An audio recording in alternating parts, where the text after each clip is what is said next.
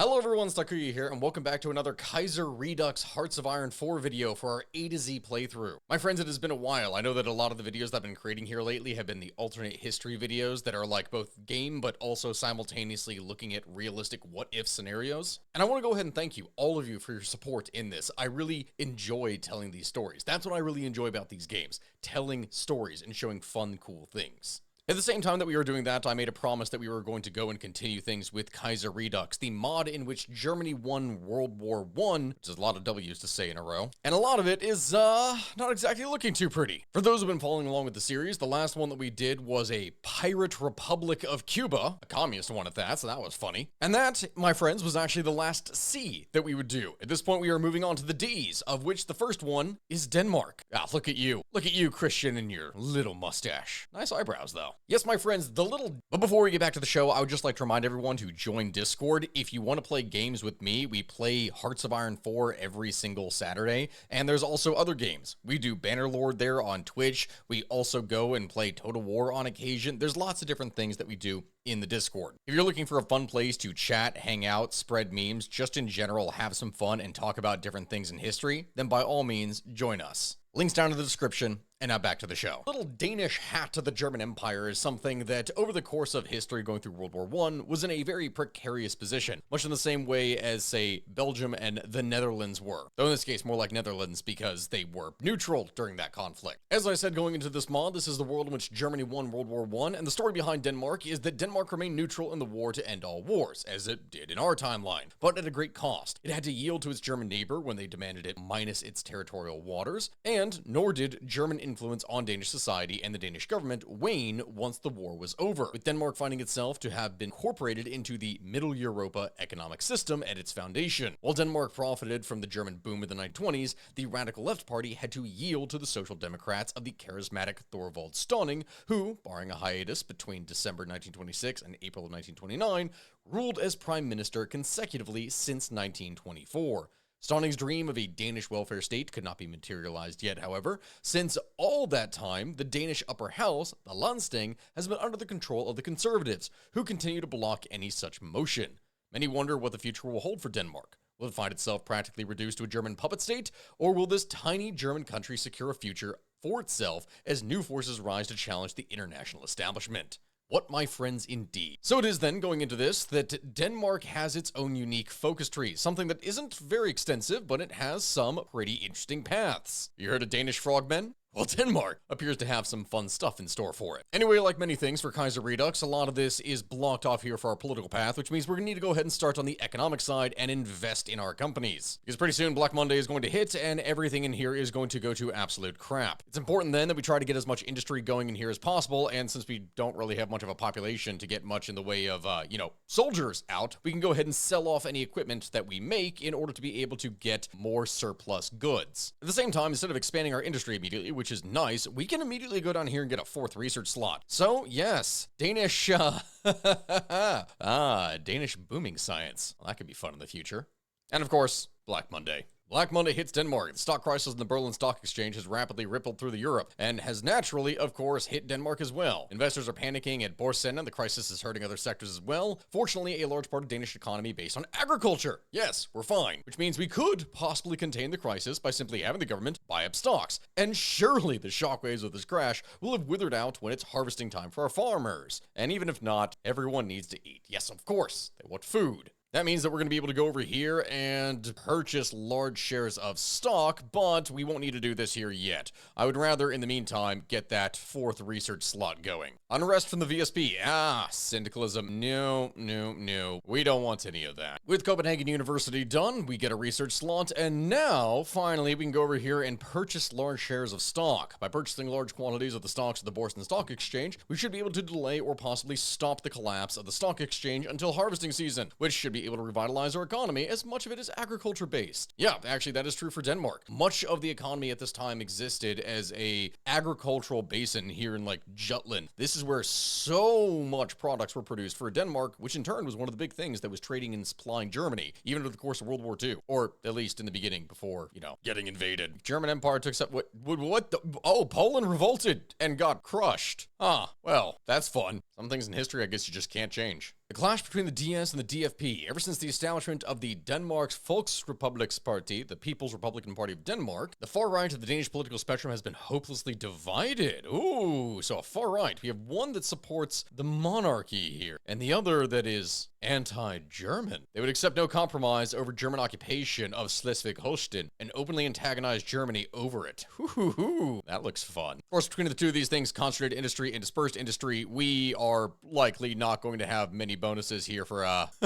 safety and security, considering our proximity to Germany. Therefore, dispersed industry is going to be the significantly better option. With purchasing large shares of stock, I then can't really do anything else. There's no agreement. Oh god, agricultural depression. We are dealing with way too many types of depression. It's like high school all over again. So instead, enlarge our industry. At this point early in the game, when we don't really have much of an industry, it's important that we legislate freedoms and try and build up as much stability as we can, because Lord knows that's going to be a major problem for us here in the future. With the Jutland Highway project done, that means I can expand the ferry belt and don't do anything else. Zealand Jut proves here. We could focus on other stuff within our Air Force and military, but we don't really have any reason to do that yet. Troubling reports of the farms. Danish agriculture is the backbone of the Danish economy, and while this may have limited the effects of the stock collapse, troubling reports are surfacing. Contrary to our expectations, the free economies of Europe have not recovered from the shock of Black Monday, and consequently, food prices are much lower than usual. As a result, a lot of the food remains either unsold or sold at a loss, meaning that many farmers risk the inability to pay for their mortgages, and therefore are liable to foreclose on their farms. Even beyond that, the fact that there are fewer funds means that they can't buy as much from the other sectors of the Danish economy as before.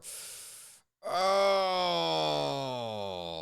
Well, that's fun. Well, either way, that is now going to give us the ability to launch the Consular Garden Agreement. Okay. Unfortunately, the Danish upper house, the Landsting, is controlled by the opposition, rendering the government's efforts without opposition support hamstrung. If we are to mount an effective response to the hardships Black Monday brings in, we will have to work with them. Let us invite the opposition leaders to Stonning's apartment in the Kanzlergarden. Yeah, but do we really want to go with a Danish welfare state? Look, I've been to Denmark, all right? And everything in there was really expensive because of taxes. And that has left a really bad taste in my mouth. Therefore, no. For anyone who's confused on that, yes, we were trying to buy like a tent or something that was supposed to cost $500 or $600, and due to taxes, it ended up being like $900. So we did not do that. It came from Denmark. Anyway, farm foreclosures, yeah, we're gonna need to try to help them. We gotta do as much as we can. As for the elections, no, screw you, Stonning. The opposition maintains control. Sorry, Santa. As for the workers' strike, let them strike, who cares? We're not going with your Santa commie bullshit. This morning, representatives from the Venstre party arrived at Thorvald Stonning's apartment at Kanzlergarden 10, meeting with Stonning and representatives of the ruling coalition. It is clear the results of Black Monday will require a greater effort than just buying up stocks to stabilize the Borsen exchange. Now that Denmark's agriculture has been hit, but the government does not have the mandate in the Landsting, meaning that no measures would ever come through with an agreement with the Liberals. The whole day was spent viciously arguing over the details, but in the evening, possibly after some drinks, it was concluded that no agreement could be reached. Yeah, screw you. We want film instead. Ukrainian policies provoke... What? The new foreign economic doctrine to suspend preferential food supplies has severely hit our allies, including us. What do you mean? I produce food. Why? What? I'm literally a food producer. This should be great for me. Denmark, hold on. If food prices are falling, but now this is actually something that would increase, shouldn't that theoretically actually help the Danish economy? Oh my god. This makes no sense. This actually does make no sense. With that, my friends, the government falls. It would be an understatement to say that the Prime Minister Stonning was demoralized by his inability to gain an agreement. He has been contemplating leaving politics behind forever. However, today the choice was made for him as the social liberals left the coalition, arguing action would need to be taken to relieve the Danish people from Black Monday, and if that needs to be the austerity program of conservative opposition, then that's preferable to take no action at all. The government falls, and now, for the first time, I think in any of my playthroughs I've done, the market liberals are in charge, or immediately focusing on movies. How nice. It's Hollywood, baby. We literally put Danish Hollywood in charge. Iceland asks for financial relief. No, get wrecked. I'm not taking a permanent 7% consumer goods thing. No, Once with the launch of the Madsen-Migdal plan, that in turn allows us to launch austerity measures. We cannot maintain the balance with taxes alone. At some point, these taxes will simply have a negative effect on the economy and prolong its hardship after all. Therefore, it's important we limit our expenses. Yes, this is the exact opposite of everything that Denmark really does. Nice. After this, we strengthen investor confidence, we loan to Danish companies, we strengthen the krone, basically do everything we can in order to build up our economy, get all of this back on track. Private welfare system, minus 30% consumer goods. That is massive, actually. The founding of Lego. Hey, we have, like, don't worry, guys, the economy is safe. Lego has been founded. The Second American Civil War begins, and at the same time, the Peru-Bolivian Confederation is restored. Interesting. Establishment of the Rikspoliz. Today, the Rikspoliz, the Rum Police, started operations. A new police force. Should stabilize things a little bit. I say stable, and then the Chilean-Argentinian War immediately breaks out. Okay. It's fine, though, because we have a healthy dose of capitalism. Oh, well, maybe everything is not fine, then. Opening of the Storström Bridge. After 4 years of construction, the Storström Bridge has been opened by Christian X. Hey, okay, great, yeah. When everything else in the world is burning to the ground, we build bridges. Nice. And so it is then, my friends, that Denmark has recovered. Through our sound economic policy, Denmark has fully recovered from Black Monday. With unemployment down and earnings, as well as public confidence back at pre-crisis levels, few can argue that the government did a poor job dealing with events that were. Very nice. Norwegian document transfer. You want me to donate a bunch of things? Sure. We'll be nice for now. And so that, my friends, Denmark has recovered. That means now I can focus on, well, significant more production. I don't know if I want to stick with market liberals or anything like that, though. I don't. We could go spicier. I liked using them for their monetary benefits, but we could go much spicier, I think. So let's get our industry underway. And with developments in engineering, that means another research slot. Really, nothing much is happening except the world is continuously burning to the ground, and we are building up our military forces. It's not that it's all that much here, to be honest. Well, I guess with engineering done, that means that the economy and everything else here is fixed, and now we can focus on the military. Focus on the defense, 2% recruitable population. That is nice, but special forces. Frogmen, special forces attack plus 15%. Oh, I think we can stack and make something beautiful. The beauty that I'm talking about here is, look at this. Form the Jaeger Corps. This will increase our special force attack by 15% and defense by 15%, as well as giving us 50% additional special forces that we can have from our capacity multiplier. With a focus on Marines as well as airborne troops, we can get the element of surprise, which reduces supply consumption by 20%. Oh, my friends. Stack this with the 15% bonus to attack and defense that we get from School of Commando operations, and maybe our, 10% attack bonus from decisive battle, and that means that for all special forces, we'll have a plus whopping 40% attack. That's right, baby, we got the frogmen. Oh, hey, more Civil War. Honestly, I should try and send over volunteers once I get some of these special forces. That could be fun to see what it is. How much can the Danish interfere in the world order? The German... Germany, you're gonna send so many of your forces over here to Japan with all this going on, and then you're just gonna get absolutely destroyed once France and Russia invade you. Tribes break free. Okay, German Middle Africa is collapsing. Yep, at the same time that they're wrapped up with things in Japan. That's fun. Germany proposes a single currency. No, I don't want any part of this. We don't say the United Mexican States join the International. That's fun. Oh, there goes the Alsace ultimatum, which means there goes the war. Question is, what exactly is going to happen now? The Second Weltkrieg begins. Wait, the first skirmish has been reported, and it seems Europe will be on fire once more. Meanwhile, in Denmark, a rift is formed between the Social Democrats, hoping to preserve Danish neutrality like the First War. The Liberals, the Conservatives, who worry about the syndicalists, cannot be trusted to leave Denmark alone if they win the war. What? I thought I was trying to go fascist this whole time. Germany agrees. I didn't want this. No. Okay, I tried to wait for the election to see if something else was going to happen, and I guess no, nothing did. The market liberals are just in charge here, I guess, and now I have to help the Germans. Damn it. Well, I guess that means I'm gonna have to join in on the war, and it's been 75 years since the loss of Schleswig-Holstein. Yeah, the DFP has organized a large feast to celebrate the liberation of Schleswig. This growth of revanchism is most... Whoa, wait. So I'm joining into the war, right? I'm in on it. Can I still betray the Germans, perhaps? Technically speaking, I don't have to do anything, and there's a revolt within the Reichstag. Hey, maybe I should just not help at all. Yeah, it's going all the way into 1940. I don't want to be a part of this. We're gonna leave the Reichstag. Thank you very much. And hey, Fritz, could I send you some volunteers? Maybe I could send one. We're gonna need more troops, more conscription. Well, if I can only send over one division, it might as well be some super frogs then. All right, with these forces fully trained, it is finally time. It is almost 1940. I have done nothing. All right, we're not gonna send help to the the communists. We're gonna send help to the Russians. Okay, maybe we can do something here in the meantime. Here we are, my special frogmen. Let's go for it. Where did that say Mexico has capitulated? Oh my God, Canada invaded Mexico. All right, well, frogmen, it's time for you to do your jobs. Go, my frogmen, take Danzig. Yes, we were able to actually cut through. Oh my God, these special forces are so strong. We have a 45% bonus to our attack. Special forces, ho! Okay, perhaps we've made too good of progress here at this point. I don't want the Germans to completely collapse. I need to be able to join the war.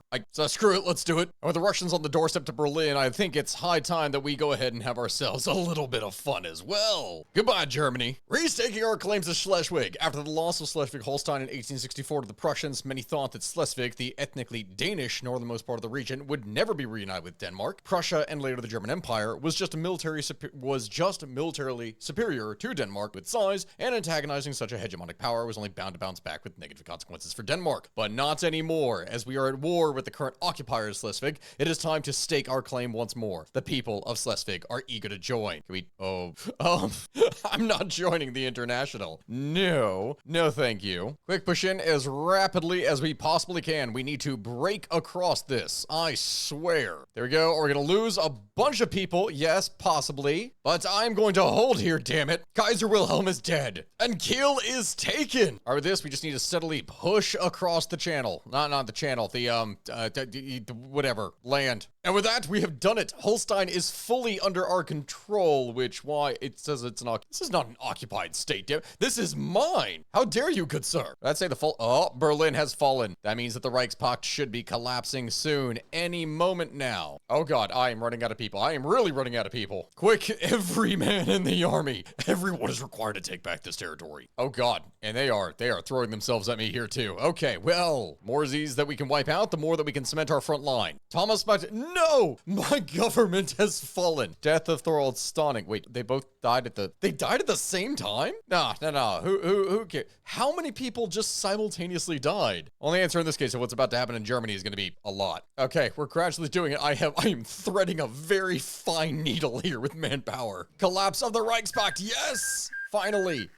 Oh my lord, Germany finally falls. With the collapse of the Reichspakt, this means that I can finally claim what is mine, as well as perhaps some additional little territories. It's no big deal. I refer to this as Greater Denmark, the Dong of the North.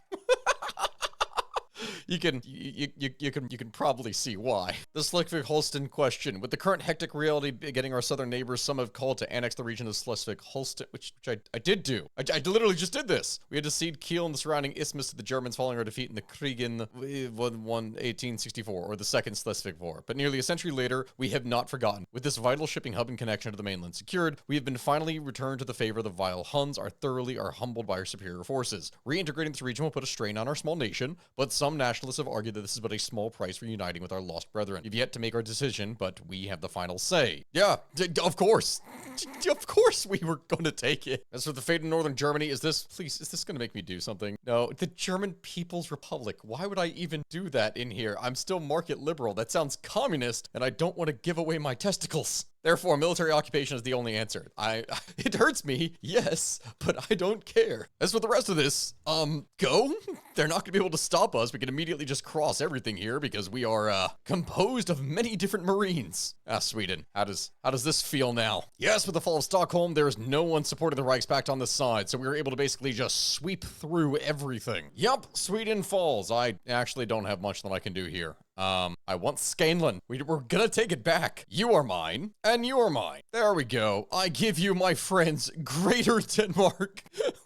We are back. We are so back. The Skaneland question. With our victory over the perfidious Swedish, some have called to annex the region of Skaneland, or Scania, into our nation. We had to cede Scania to the Swedes following our defeat in the Scanian War, but 3 centuries later, we have finally returned the favor as the Swedes have been thoroughly humbled by our superior armies. Oh, it's the same thing as the Germans. Okay, yeah, we're not forgetting. And with that, we've done it. I no longer have the giant dong down here, but hey, you know, it's something. I genuinely was anticipating that I was going to actually be able to do more in this Danish game, especially since the beginning. It seemed to imply that there was going to be more happening with the right-wing parties, but really, like, there's nothing that explains how to get a certain thing. Still, these special forces bonuses, the Denmark gains are insane. If you're playing a game like this with some of those mods that allow you to expand your industrial base and everything else, like the national ideas and everything, holy crap, Denmark would be able to explode in terms of power and capability. I mean, we're talking about something that could create marines with amphibious tanks that cannot be stopped at rivers. Like, you could crush any defensive line you come up against. But either way, that was still pretty fun. I was not expecting it to go the way that it did, but it is what it is. Join me next time on this A to Z playthrough of Kaiserredux, and my friends, thank you all very much for watching. Make sure to like, comment, and subscribe, and I will see you all next time. Goodbye, guys.